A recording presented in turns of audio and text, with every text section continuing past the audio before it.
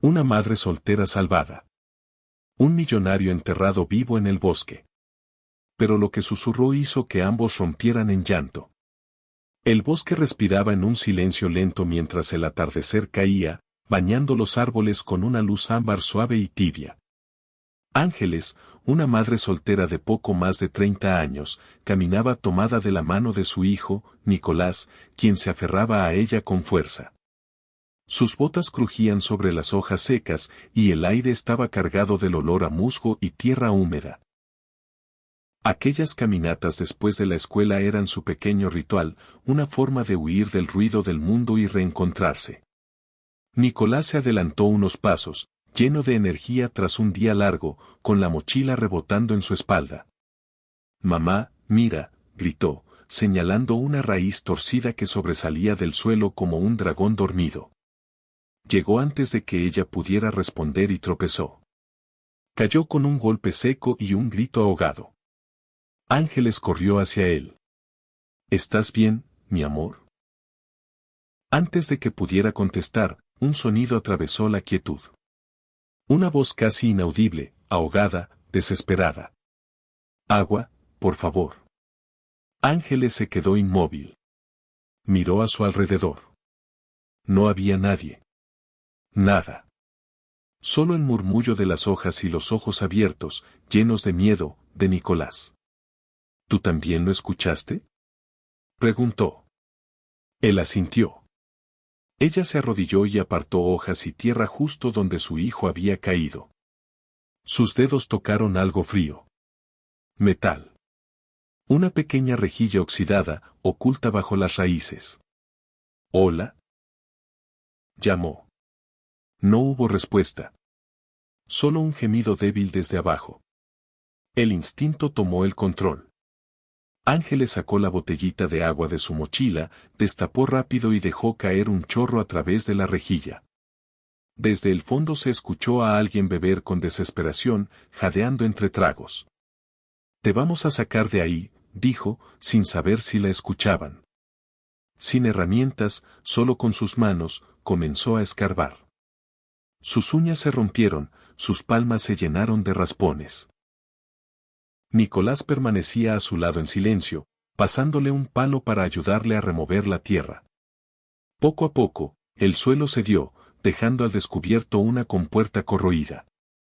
Ángeles metió los dedos por debajo y jaló con toda su fuerza. La escotilla rechinó. Luego, con un último esfuerzo, se abrió. Un aire caliente y nauseabundo salió de golpe. Ella tosió, con los ojos llorosos, y miró hacia adentro. Un hombre yacía ahí, apenas consciente. Su ropa estaba hecha jirones, la piel pálida, manchada de sangre y lodo. Intentó moverse, pero cayó de nuevo con un quejido. Ángeles estiró la mano.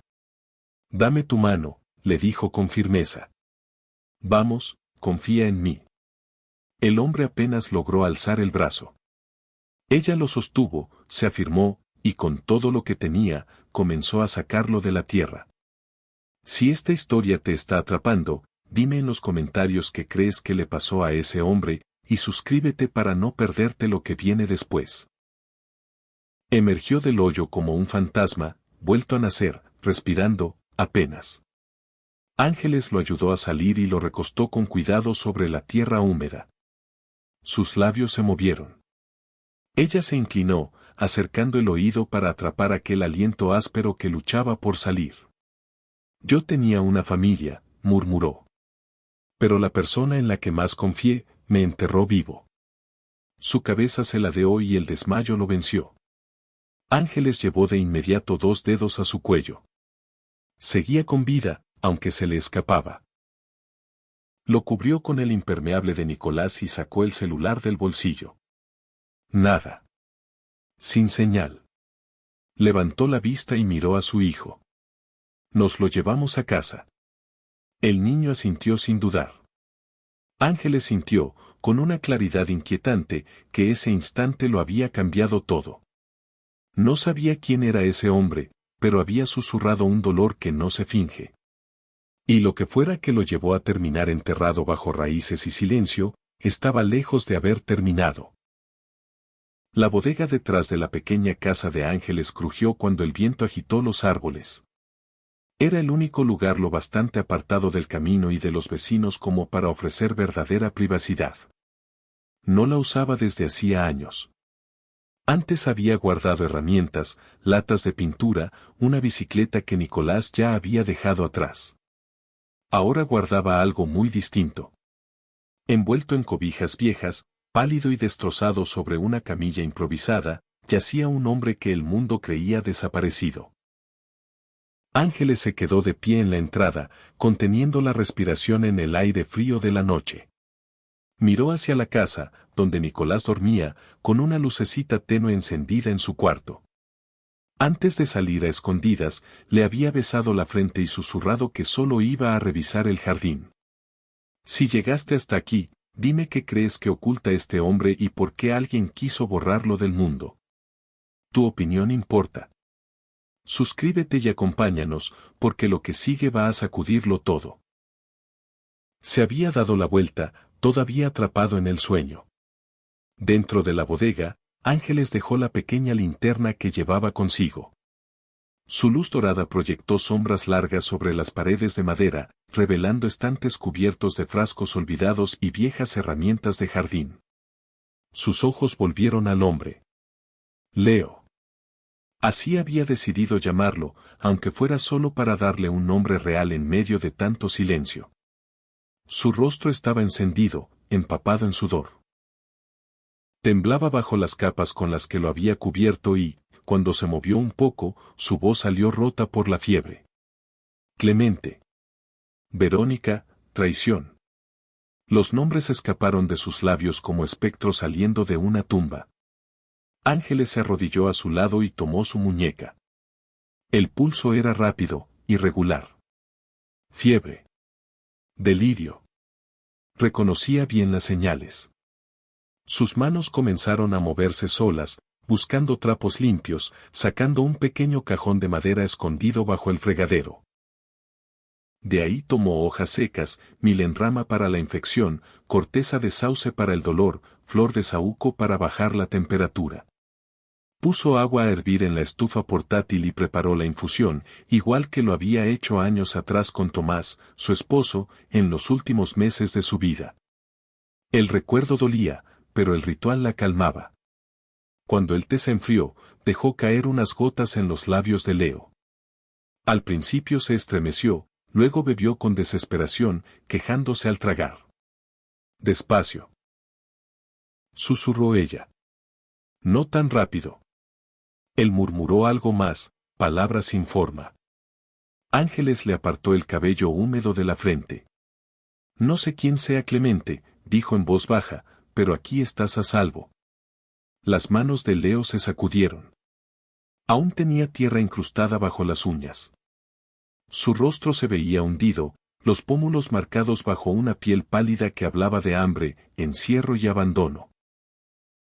Si esta parte te hizo sentir el peso de lo que vivió, dime en los comentarios qué crees que significan esos nombres que repite. Suscríbete y sigue la historia, porque cada susurro está a punto de revelar algo mucho más oscuro.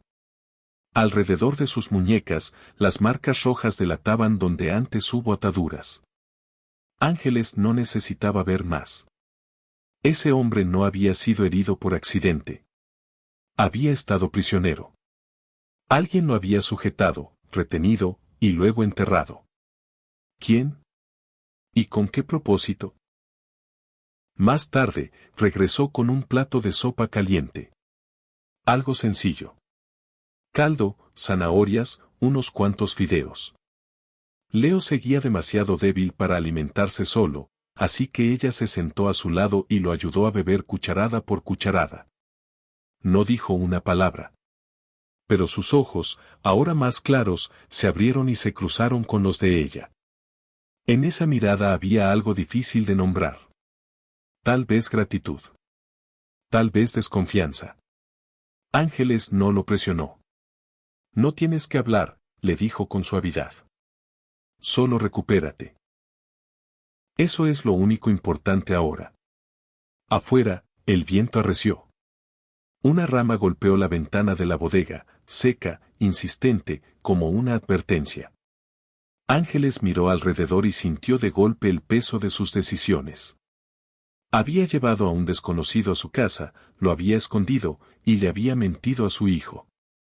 Pensó en los nombres que él había murmurado. Clemente. Verónica. ¿Eran su familia? ¿Aliados? ¿O quiénes lo traicionaron? Volvió a la casa, revisó que Nicolás durmiera tranquilo y regresó a la bodega.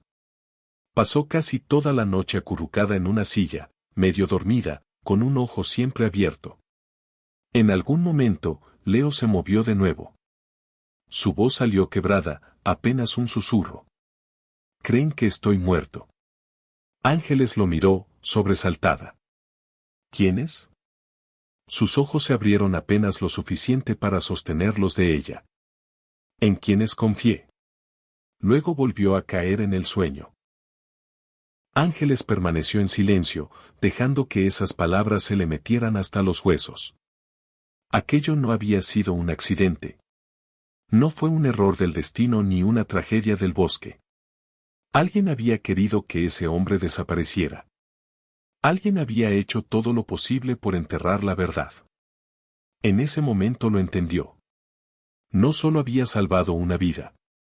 Había desenterrado un secreto por el que alguien estaría dispuesto a matar. Si esta parte te dejó pensando, comparte en los comentarios quién crees que quiso borrar a Leo del mundo. Suscríbete y sigue la historia, porque lo que viene va a cambiarlo todo. Bajo el resplandor amarillo y suave de la lámpara de aceite en la bodega, Leo se movió por primera vez en horas. Ángeles, que acababa de cambiar la compresa tibia y húmeda sobre su frente golpeada, se quedó inmóvil, con el aire atorado en el pecho. Sus labios, secos y cuarteados, se abrieron apenas. «Agua», susurró, casi inaudible, pero consciente. Ella reaccionó de inmediato. Pasó un brazo por su espalda y lo ayudó con cuidado a incorporarse. Su cuerpo estaba débil, temblando por el esfuerzo, pero no se resistió. Ángeles acercó una taza de cerámica astillada a sus labios y la inclinó despacio. Leo bebió a sorbos, tosió, y luego tomó un poco más. El agua pareció traer un destello de lucidez a sus ojos. Al principio miró alrededor sin enfocar, hasta que su mirada se detuvo en el rostro de ella. «Estás a salvo», dijo Ángeles en voz baja. «Estás conmigo. Te encontré en el monte. Estabas enterrado, ¿lo recuerdas?» Leo parpadeó lentamente, como si las palabras tardaran en alcanzarlo. Su mirada seguía nublada por el dolor, pero asintió apenas un leve movimiento del cuello.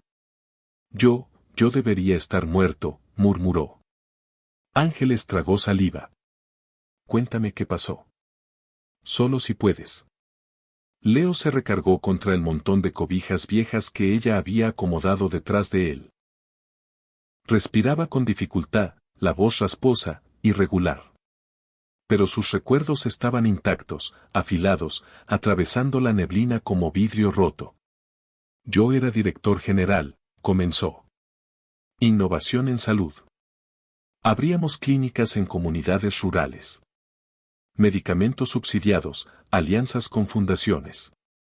Yo creía que estábamos haciendo algo bueno. Algo verdadero». Ángeles escuchaba sin moverse, con las manos apretadas sobre el regazo. «Mi esposa, Verónica, era todo lo que pensé que quería. Elegante, intensa, calculadora. Y mi mejor amigo, Clemente, él era el director financiero. Lo confiaba como a un hermano. Llevaba las cuentas, los números. No teníamos nada que ocultar. O eso creía». Se detuvo un segundo. En la comisura de sus labios apareció una mueca que mezclaba incredulidad y dolor. «Una noche regresé antes de una junta del consejo. La casa estaba en silencio. Subí, y los escuché. Risas. Susurros. Mi esposa y Clemente. Juntos. Demasiado cerca. No quería creerlo, pero cuando entré, ya no quedaba ninguna duda. Ángeles sintió cómo la historia se cerraba sobre ella como una trampa. Si esto te está atrapando, dime en los comentarios qué crees que hicieron después Verónica y Clemente. Suscríbete y sigue escuchando, porque lo que viene explica por qué alguien decidió enterrar a Leo vivo y aún no ha terminado. El corazón de Ángeles se le encogió. En los ojos de Leo aún ardía la traición, fresca, abierta. No lo negaron. Al contrario. Se lo confesaron todo. Llevaban meses planeándolo. Verónica quería el control total del patrimonio. Clemente, la empresa. Ya habían desviado dinero, millones enviados a cuentas en el extranjero, contratos falsos, firmas clonadas. Todo frente a mí, sin que lo viera. Leo cerró los ojos. Sus manos temblaban. Los amenacé con denunciarlos. A la policía. Al consejo. Estaba fuera de mí. Hizo una pausa. Clemente entró en pánico. Había un atizador junto a la chimenea, lo tomó. Los dedos de Leo subieron hasta un punto sensible en su cabeza, bajo la línea del cabello. Me golpeó. No sentí nada. Solo un destello, y luego, la oscuridad. Ángeles soltó el aire que llevaba rato conteniendo. Cuando desperté, estaba bajo tierra. Dentro de una caja metálica. Pequeña. Sin luz. Con las manos atadas. Solo había un tubo de ventilación, apenas aire suficiente. Creyeron que estaba muerto. Me enterraron vivo. La voz se le quebró y giró el rostro, como si la vergüenza fuera suya. Y para rematarlo, montaron toda una historia. Un retiro. Un descanso personal. Verónica le dijo a la prensa que necesitaba tiempo, que me había aislado para escribir un libro. Todos le creyeron. ¿Por qué no? Ángeles tomó su mano. Estaba fría. Él no la apartó. Pero no fue solo la traición, continuó Leo, bajando la voz. Fue lo que no pude decir. La miró. Sus ojos brillaban. Tengo un hijo. Se llama Jonathan. Tiene 12 años. Esa noche le prometí que volvería a casa a cenar. Íbamos a armar un cohete a escala. Nunca llegué. Una lágrima rodó por su mejilla. No pude decirle, que lo amo. Ángeles apretó su mano, incapaz de hablar. Eso fue lo único que me mantuvo vivo, susurró Leo. En la oscuridad, sangrando, pensaba en su cara, en su risa. Repetía su nombre una y otra vez, rogando que no me olvidara. Levantó la mirada hacia la lámpara, la flama temblorosa reflejada en sus pestañas húmedas. Y entonces te escuché, dijo. A ti. Te escuché. Respondió Ángeles, con los ojos llenos de lágrimas. Y no me voy a ir. En esa bodega oscura, rodeados de herramientas viejas y del olor a tierra mojada, un hombre enterrado por la traición empezó a levantarse de nuevo. No solo por las manos que lo rescataron, sino por el amor que se negó a morir en la oscuridad.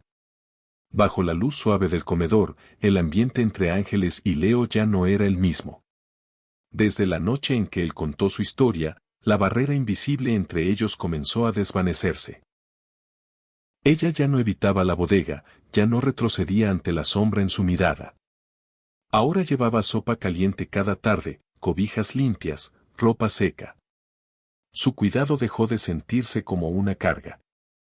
Se había convertido en algo más profundo. En un vínculo. Si esta parte te tocó el corazón, dime en los comentarios qué crees que pasará cuando el mundo descubra que Leo sigue con vida. Suscríbete y acompáñanos, porque esta historia apenas está comenzando. Una tarde, mientras Ángeles doblaba ropa en la sala, Nicolás entró corriendo desde el patio, con el ceño fruncido. Mamá, otra vez se le salió la llanta a mi camión de bomberos. Ángeles iba a responder, Pero antes de que pudiera hacerlo, Leo apareció detrás de Nicolás, avanzando con cuidado, aunque con paso firme. Se agachó y examinó el juguete. ¿Te molesta si lo reviso?, preguntó con suavidad. Nicolás miró a su madre. Ángeles asintió. Con manos pacientes, Leo volteó el camión, acomodó el eje y, usando un desarmador viejo del cajón de la cocina, encajó la llanta en su lugar con un pequeño clic. Nicolás sonrió de oreja a oreja. Gracias, tío Leo, dijo, antes de salir corriendo. Ángeles se quedó inmóvil unos segundos. Tío Leo. Había salido natural, sin pensarlo. Esa noche, después de acostar a Nicolás, Ángeles fue a la cocina a preparar té. Al regresar a la sala, se detuvo en el pasillo. Sobre la mesa de costura estaba la chamarra vieja de su hijo, rota del hombro, la misma que pensaba tirar. El desgarrón ya no estaba. Alguien la había remendado. Las puntadas eran limpias, casi invisibles. Se giró despacio. Leo estaba sentado junto a la ventana, con una taza entre las manos. ¿Arreglaste su chamarra?, preguntó en voz baja. Leo levantó la vista. De joven cosía mucho. Mi mamá me enseñó. ¿Por qué? Se encogió de hombros. Porque quería que la siguiera usando. Supongo que hay cosas que todavía se pueden arreglar. Ángeles se sentó a su lado. El silencio entre ellos no incomodaba. Después de un momento, ella habló. Le caes bien, ¿sabes? Leo bajó la mirada hacia su taza. Me recuerda a mi hijo. No en el aspecto, sino en cómo habla cuando se emociona. En cómo confía. La cena fue sencilla. Caldo de pollo y pan. Nicolás reía mientras contaba historias de la escuela, Leo escuchaba atento, incluso sonreía. Ángeles los observaba, con una punzada en el pecho que no sentía desde hacía años. Cuando Nicolás se fue a dormir, ella se quedó en la mesa con Leo. Los platos seguían ahí, intactos. Gracias, dijo. Leo levantó la mirada. ¿Por qué? Por estar aquí. Por intentarlo. Por importar. La voz de Leo bajó. Fuiste la única persona a la que le importé. Ángeles dudó un instante, luego habló. Mi esposo tuvo cáncer. Todo fue muy rápido. 6 meses desde el primer síntoma hasta el final. Lo cuidé todos los días. Lo bañé, lo alimenté, le sostuve la mano cuando el dolor era demasiado. Leo la escuchaba en silencio. Vi cómo la persona que amaba se apagaba, continuó. Pero nunca estuvo solo. Y me prometí que nadie más debería enfrentar algo así solo. Sus ojos brillaron. Sé lo que se siente perder a alguien. Y sé lo que significa estar ahí cuando más importa. Por eso no te dejé en ese hoyo, Leo. Por eso me quedé. Leo estiró la mano y rozó la de ella, no como alguien buscando romance, sino como alguien buscando comprensión. Yo habría muerto ahí abajo, dijo. Pero no lo hice. Porque tú escuchaste. Ángeles sonrió, apenas un susurro. ¿Y por qué tú querías vivir? En ese espacio silencioso, entre pérdidas compartidas y esperanzas no dichas, algo empezó a nacer. Si esta parte te hizo sentir algo, dime en los comentarios qué crees que está creciendo entre Ángeles y Leo. Suscríbete y sigue la historia, porque lo que viene puede cambiarlo todo. Aún no era amor, pero sí algo igual de raro, la certeza de que dos corazones rotos todavía podían latir al mismo ritmo. Los pasos de Leo eran más firmes. Habían pasado semanas desde que Ángeles lo sacó de aquella tumba, y cada día su cuerpo recordaba un poco más lo que significaba estar vivo.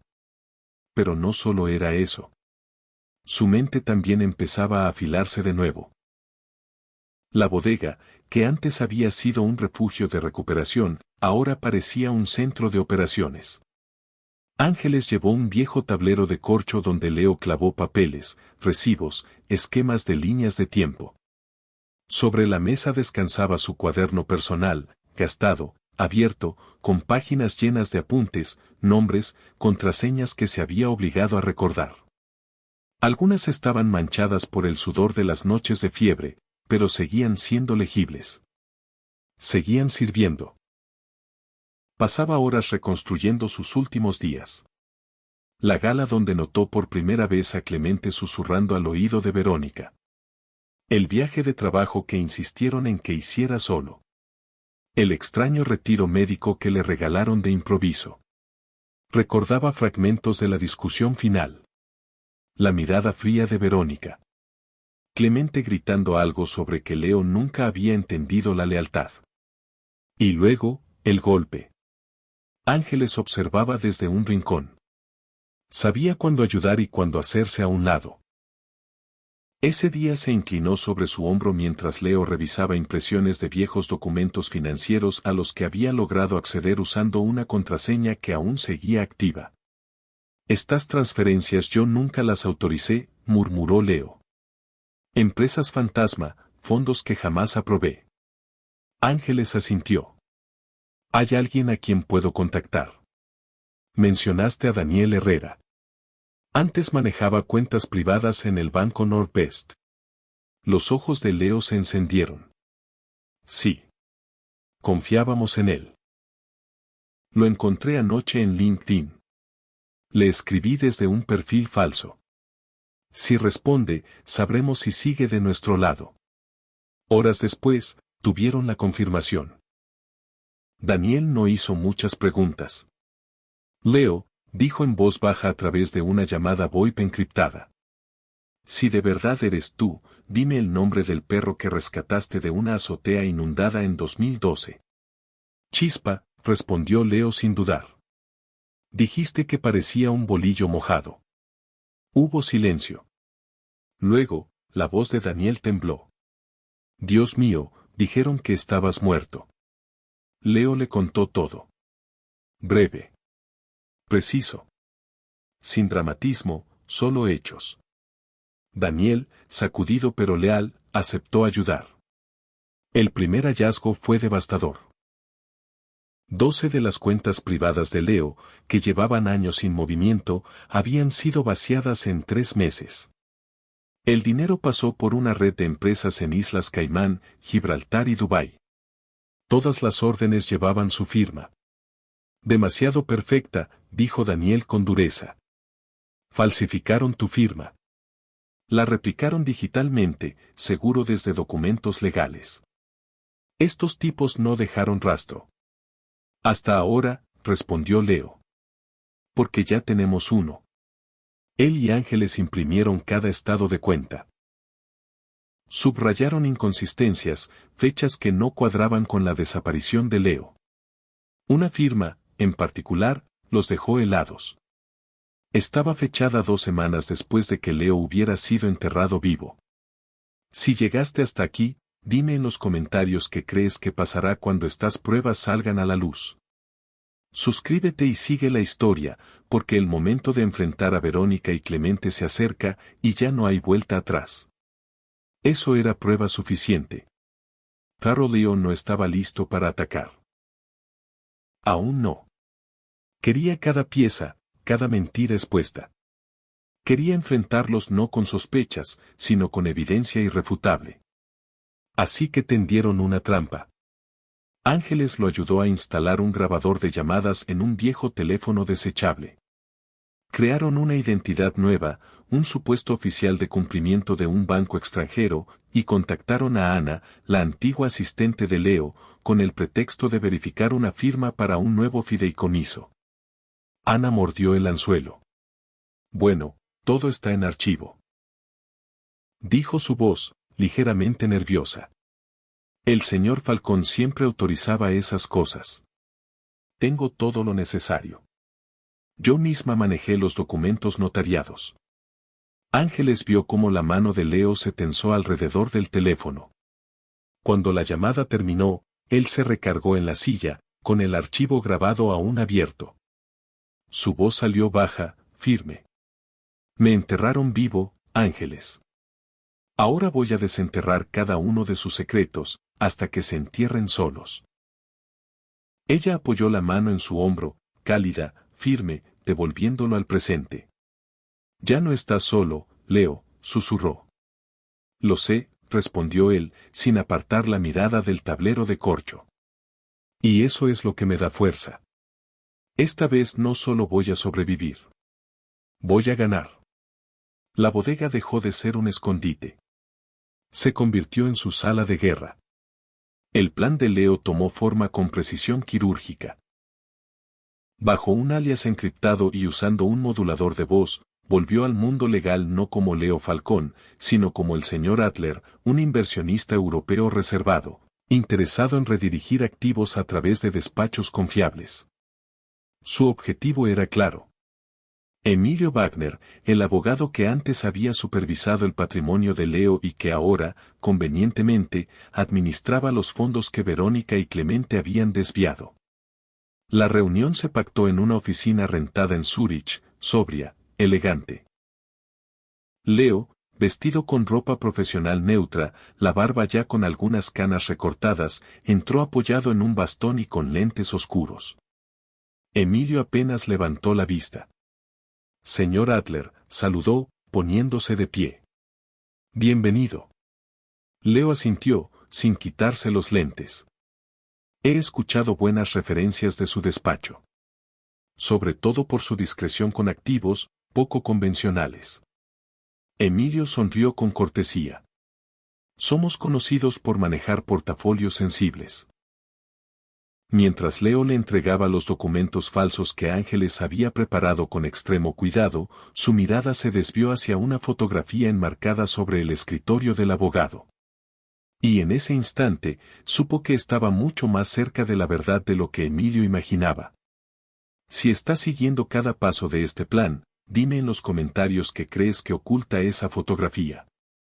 Suscríbete y acompáñanos, porque el siguiente movimiento puede hacerlo caer todo, o encender una guerra sin retorno. Verónica, sonriendo, seguía usando el nombre de Leo como si nada hubiera pasado. Durante las semanas siguientes, Leo utilizó esa identidad para extraer detalles clave. Presentándose como socio o benefactor, logró confirmar la creación de varias empresas offshore ligadas a su patrimonio. Emilio, convencido de que se trataba de otro cliente millonario más, jamás imaginó que estaba entregando información sensible al mismo hombre al que habían despojado de todo. Mientras tanto, Ángeles jugaba su papel desde las sombras. Con una cuenta anónima recién creada, publicó mensajes crípticos en foros financieros muy específicos, insinuando algo impensable, que Falcón quizá no estaba muerto. Los comentarios se propagaron rápido. Algunos fueron borrados, pero no antes de que circularan capturas de pantalla. Los susurros llegaron a Verónica y Clemente en menos de una semana. Entraron en pánico. Ángeles interceptó un correo de Verónica dirigido a Clemente. ¿Escuchaste lo que dicen? No está muerto. No sé cómo, pero alguien lo sabe. Tenemos que enterrar esto ya.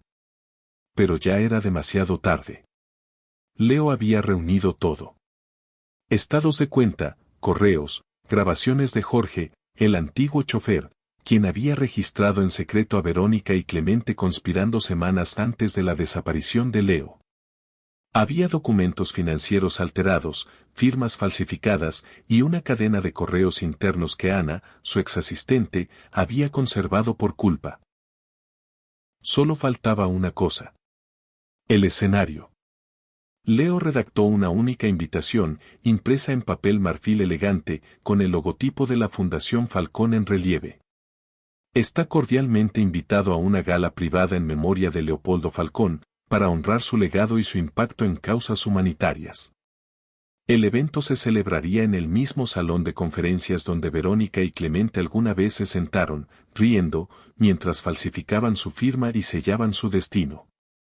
La noche llegó. El lugar estaba adornado con flores blancas y velas.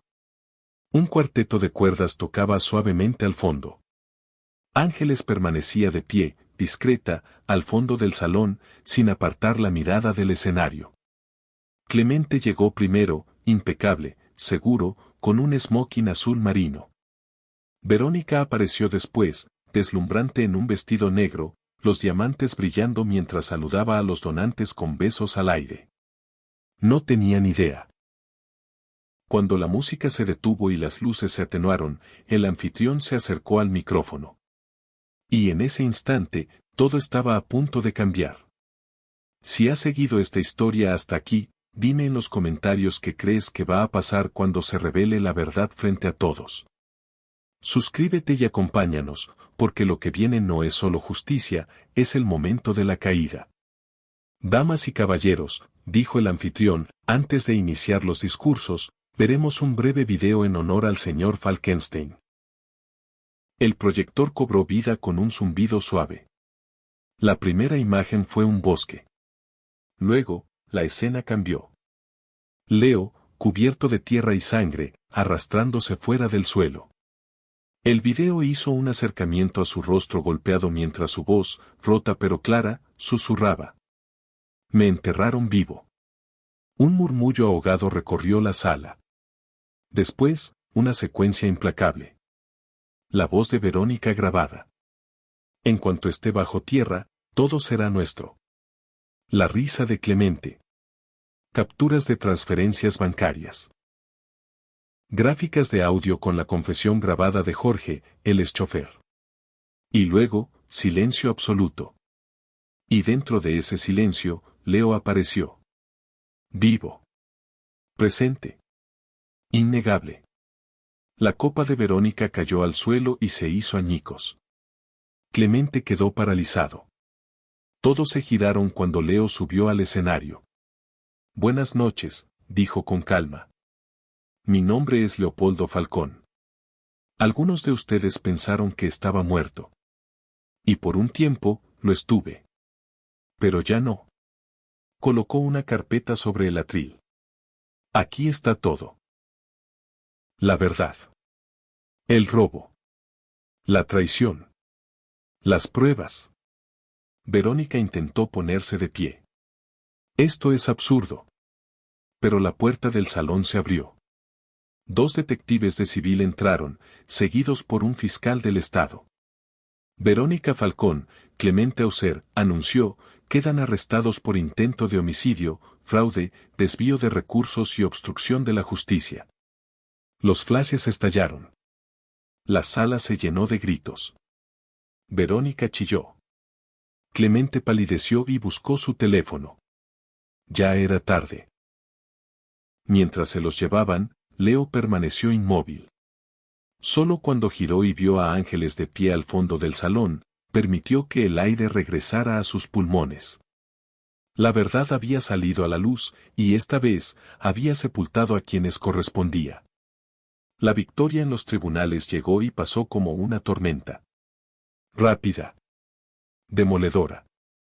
Los titulares gritaban el escándalo. Los reporteros exigían entrevistas. Pero Leopoldo Falcón guardó silencio. Rechazó a la prensa, se negó a volver a su puesto en el consejo y emitió una sola declaración. No necesito poder para vivir con la verdad. Solo necesito paz.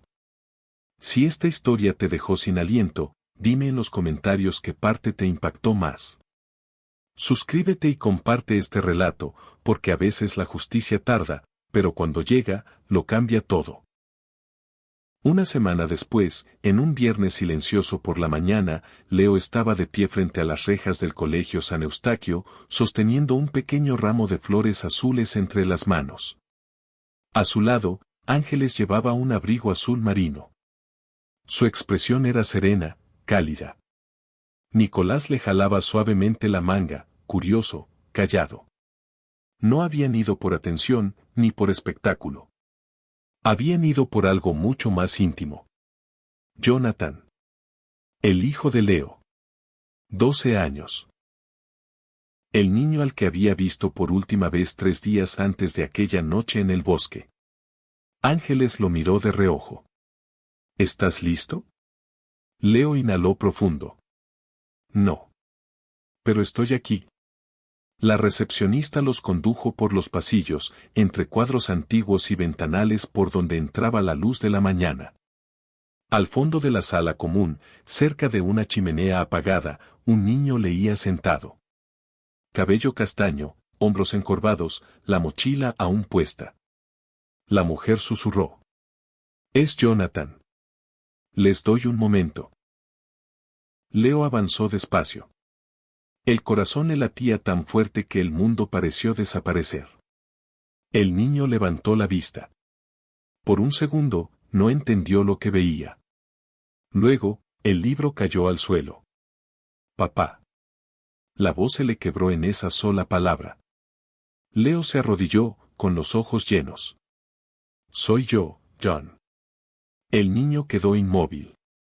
Y entonces, como si rompiera algo invisible, corrió hacia él y lo abrazó con todas sus fuerzas. Dijeron que estabas muerto, que te habías ido. Lo siento tanto, susurró Leo, apretándolo. No quise dejarte. No fue mi elección. Intenté volver. Luché para volver contigo. Las lágrimas de Jonathan empaparon el cuello de su padre.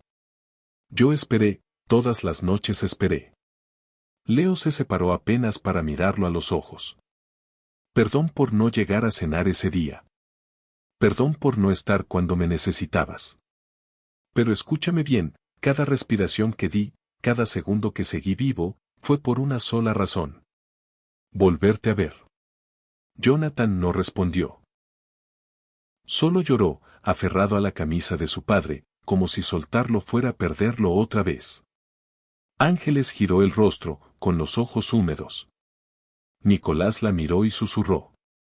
¿Ese es su hijo? Ella asintió. Jonathan se fue con ellos ese fin de semana. Se suponía que sería algo temporal, solo unos días fuera del internado. Pero los días se volvieron semanas. Él y Nicolás conectaron de inmediato. Compartieron historias, corrieron bicicletas en el jardín, y pasaron horas construyendo una casa en el árbol del patio trasero. Si esta parte te tocó el alma, dime en los comentarios qué sentiste en el reencuentro entre padre e hijo. Suscríbete y acompáñanos, porque esta historia no trata solo de justicia, sino de segundas oportunidades. Por las noches, Jonathan y Nicolás susurraban como hermanos, quedándose dormidos con las linternas aún encendidas bajo las cobijas. Leo cocinaba con Ángeles, arreglaba postes rotos de la cerca y ayudaba a Nicolás con la tarea de matemáticas. Al final de cada día, entraba al cuarto de Jonathan, le acomodaba la cobija y le contaba una historia antes de dormir, con una voz tranquila, con una presencia firme que ya no se iba. Una noche, al cerrar la puerta del cuarto, Ángeles lo esperaba en el pasillo con una taza de té caliente entre las manos. Lo estás haciendo bien, le dijo. Leo exhaló despacio. Estoy aterrorizado. Confesó. Pero esto, se siente real. Por fin real. Ángeles sonrió. No necesitas ser perfecto. Solo necesitas estar aquí. Él la miró, con los ojos llenos de una gratitud silenciosa. Me devolviste más que la vida. Me devolviste a mi hijo, me devolviste una familia. Esa noche, mientras la primera nieve caía del otro lado de la ventana, Leo se detuvo entre las dos camas, acomodó las cobijas sobre los niños dormidos y susurró para sí mismo. Por esto regresé. Y por primera vez en años, durmió con el corazón completo. La casa era sencilla, de ladrillo blanco, con yedra empezando a trepar por las paredes, un jardín bañado por el sol de la tarde y ventanales amplios que miraban al bosque donde todo había comenzado. Se levantaba al borde de los árboles, a pocos minutos del sendero donde Ángeles y Nicolás habían escuchado aquella voz bajo la tierra. Ahora, esa casa era de Leo, de Ángeles, de Jonathan y de Nicolás. De todos. La compró sin pensar en grandeza, sino en sentido. Quiero vivir donde fui salvado, había dicho. Para no olvidar nunca por qué seguí luchando. Por dentro, la vida era simple. Comidas calientes, tareas compartidas, risas que recorrían el pasillo, tardes de lectura, juegos de mesa o silencios cómodos juntos. Sin rejas, sin escoltas, sin prensa. Solo familia. Después del juicio, Leo rechazó todos los cargos que le ofrecieron.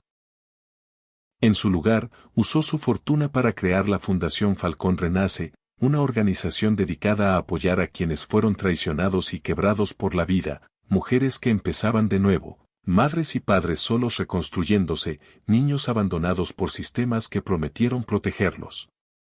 Ángeles se sentó a su lado en el consejo directivo. Jonathan y Nicolás dibujaron el primer boceto del logotipo, una mano emergiendo de la tierra, tocada por la luz. El lanzamiento no fue en un salón de gala, sino en un centro comunitario. Sillas de madera, programas escritos a mano, preparado por voluntarios. La gente no llegó por lujo, sino por la historia. Por el hombre que había desaparecido y regresado con algo más valioso que su vida. Cuando Leo subió al pequeño escenario, el lugar quedó en silencio. No llevaba corbata, solo un traje gris sencillo y una sonrisa serena. Miró a Ángeles, que le devolvió el gesto desde la primera fila, y luego a sus hijos. Jonathan a su lado. Nicolás inclinado hacia adelante, con los ojos brillantes. Respiró hondo y habló. Me enterraron vivo, dijo. No con palas, sino con traición. No solo intentaron matarme. Intentaron borrarme. Mi nombre, mi legado, mi valor. Hizo una pausa. Pero lo que me salvó no fue el dinero, ni la ley. Si llegaste hasta aquí, cuéntame en los comentarios qué crees que fue lo que realmente salvó a Leo. Suscríbete y sigue con nosotros, porque el cierre de esta historia guarda la lección más poderosa de todas. No fue venganza. Leo miró a Ángeles. Fue una madre soltera que no tenía nada que ofrecer, excepto bondad. Me encontró donde nadie más miró. Escuchó cuando nadie más oyó. Y se quedó cuando todos los demás se habrían ido. Luego volvió la vista al público, con la voz firme. Ella fue mi luz en el lugar más oscuro. Y hoy elijo pasar el resto de mi vida manteniendo esa luz cerca. Y compartiéndola con quien la necesite. El aplauso comenzó tímido, casi contenido. Después creció. No como espectáculo, sino como algo genuino, sincero. Esa noche, en su nuevo hogar, Leo cocinó mientras Ángeles encendía velas sobre la mesa. Nicolás acomodó los platos. Jonathan llevó una baraja de cartas. Comieron sin prisa, rieron sin reservas, y se pasaron historias de un lado a otro como si fueran herencias invisibles. En la pared colgaba una fotografía enmarcada. 4 personas, abrazadas, sonriendo sin posar. No estaban unidos por la sangre, sino por elección. Y en esa casa cálida, al borde del bosque donde todo comenzó, nadie volvió a estar solo. Si esta historia tocó tu corazón, si te recordó que incluso en los lugares más oscuros la bondad puede echar raíces y crecer hasta volverse algo hermoso, entonces estás exactamente donde debes estar. Aquí compartimos historias como la de Leo y Ángeles no solo para contar relatos, sino para sanar, recordar e inspirar. Historias de valentía silenciosa, de segundas oportunidades, de las familias que elegimos y las vidas que reconstruimos. Si este viaje te movió por dentro, si encontraste algo de ti en su resiliencia, en su amor o en su decisión de empezar de nuevo, déjanos saberlo en los comentarios. Comparte esta historia con alguien que necesite un poco de esperanza y suscríbete para seguir acompañándonos. Porque a veces, una sola historia puede encender una luz que no vuelve a apagarse. Porque juntos estamos construyendo un espacio donde el espíritu humano nunca se pierde ni se olvida. Hasta la próxima. Mantente amable. Mantente valiente. Y recuerda algo importante. A veces basta un solo acto de compasión para cambiar una vida para siempre. Si este mensaje resonó contigo, compártelo con alguien que necesite escucharlo hoy. Suscríbete y acompáñanos, porque aquí seguimos contando historias que sanan, unen y recuerdan lo esencial.